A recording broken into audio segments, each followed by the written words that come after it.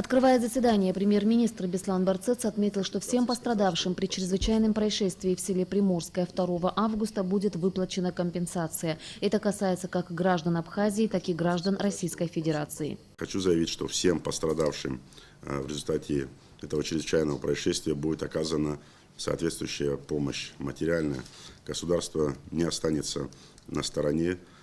Каждый пострадавший получит компенсационные выплаты и поддержку. Это касается и граждан Республики Абхазия, жителей этого села, которые очень серьезно пострадали, частные домовладения, а также наши гости и туристы. Все пострадавшие получат соответствующую помощь и поддержку.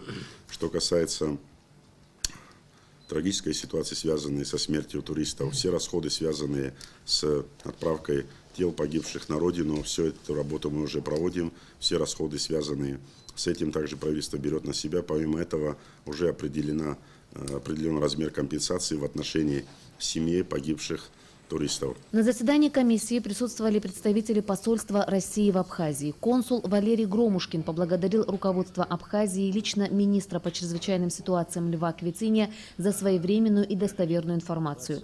Глава администрации Гудаутского района Руслан Ладария сообщил, что на данный момент 14 россиян, которые отдыхали в частном секторе недалеко от места происшествия и жилье которых пострадало, размещены в гостинице «Апсны» в Гудауте, где они продолжают свой отдых.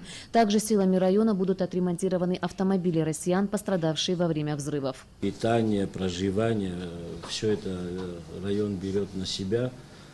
Более того, если люди, которые хотят еще дольше остаться, мы их всех будем размещать. Со всеми ведется работа. Есть гражданка Украины, которая сегодня не смогла вылететь. Я думаю, мы вопрос тоже решим положительно.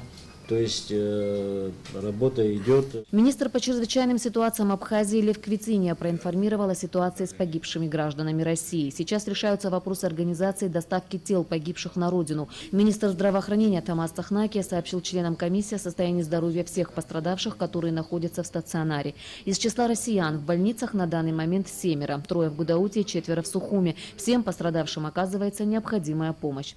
По словам главы администрации села Приморское Анзора Сакания, по предварительным подсчетам пострадало около 50 частных домов, а также многоэтажный дом, в котором 70 квартир. Практически все они разрушены.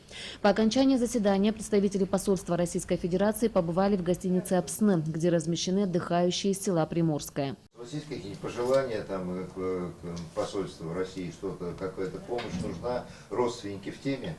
Конечно, сразу. Вы связались, да, все нормально? Конечно, да? Сразу по телефону. Документы, деньги, все? Все, документы, да, МЧС нас проводила, и мы с этого взяли. Когда вы отъезжаете?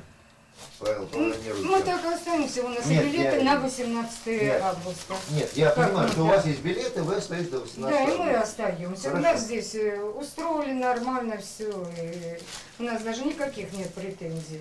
Как выяснилось, 2 граждан России, Мороз, Галина и Елена, потеряли документы, и российское посольство займется вопросом выдачи им временных паспортов. Российский консул Валерий Громушкин также посетил пострадавших россиян в Гудаутской больнице. Ирина Аршба, Алексей Гухава, Абхазское телевидение.